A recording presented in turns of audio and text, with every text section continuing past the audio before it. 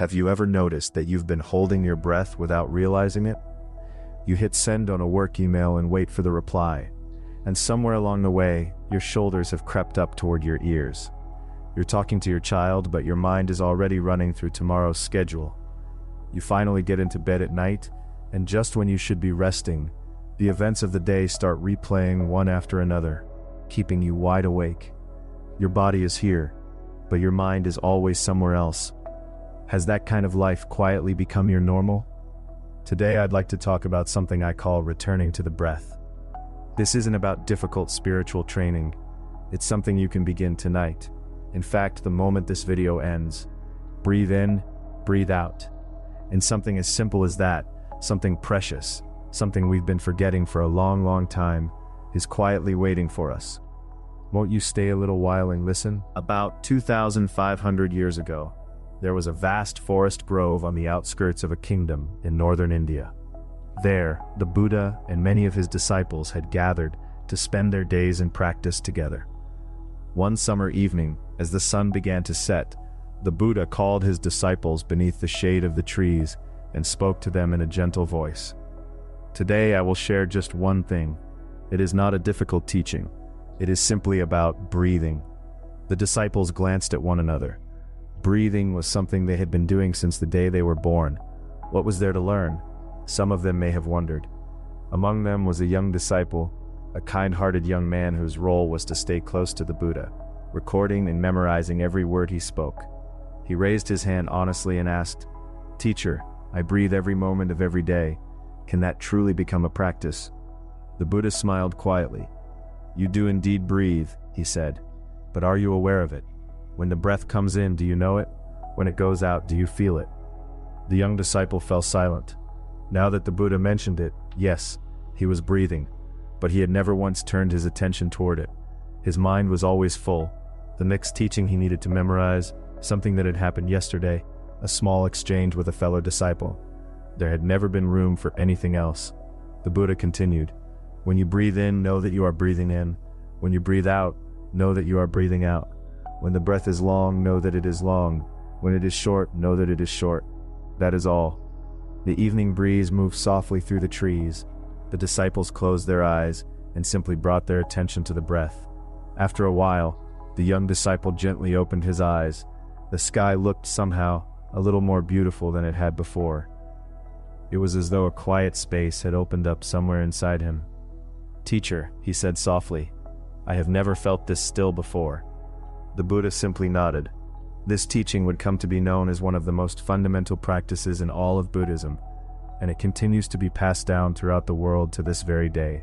What the Buddha taught that young disciple was a practice of breathing with awareness. In Buddhism, this quality of awareness is expressed with the word mindfulness, the state of being fully present, right here, right now. We breathe thousands of times every day, but most of those breaths happen without any awareness at all. The body takes care of it automatically, so the mind is free to wander, and it does, almost constantly, traveling between the past and the future. We replay something someone said to us yesterday, and it stings all over again. We worry about tomorrow. What if things don't work out? What if we fail again? The Buddha understood that this state of not being here is one of the deepest roots of our suffering and exhaustion.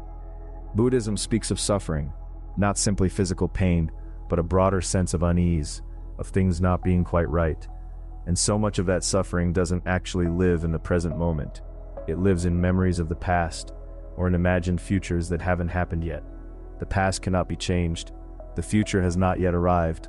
The only place we are truly alive is right now, in this single moment.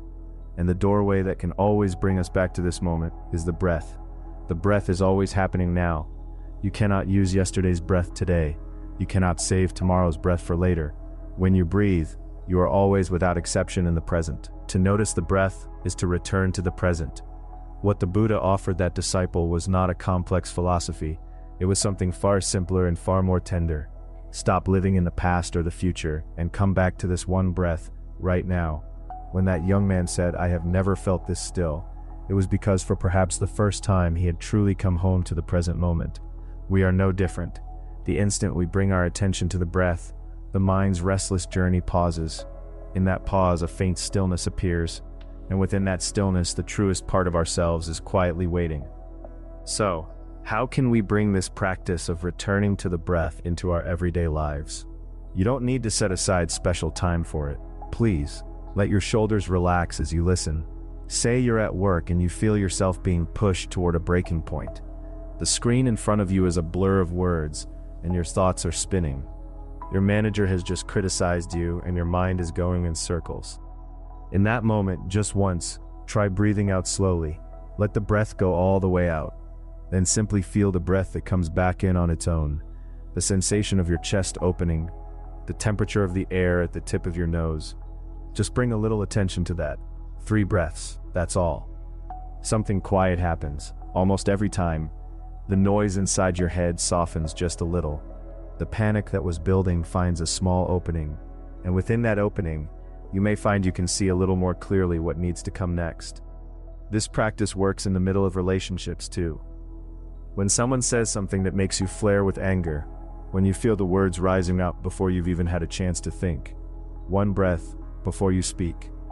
That single breath creates just enough space for the heat to ease, and words that come from that calmer place are entirely different from words that come from the middle of anger or fear.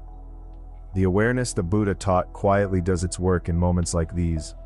For parents, for mothers and fathers who are in the thick of raising children, this practice can be a lifeline.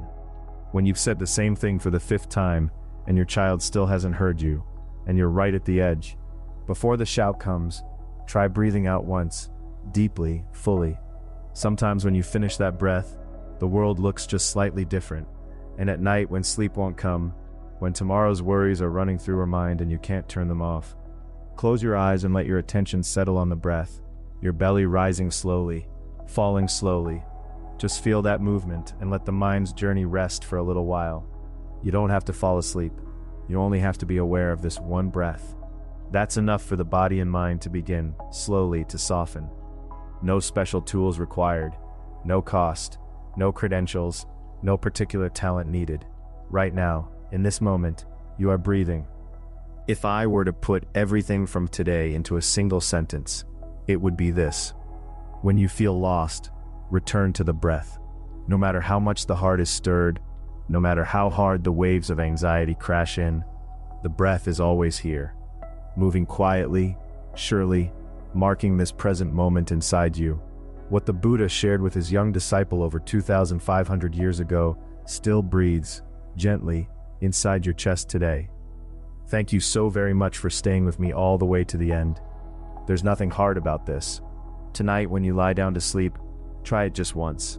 Breathe out, slowly, gently, and when the breath is gone, simply feel what comes in on its own. In that 1 breath, the stillness you've been looking for is already there. May your evening be peaceful. A monk once sat with his teacher for 40 years, asking endless questions about enlightenment, until one night, the teacher simply said, "Listen," and they sat together in silence while the wind moved through the trees. The monk wept, not from sadness, but from finally understanding that the answer had been breathing all along.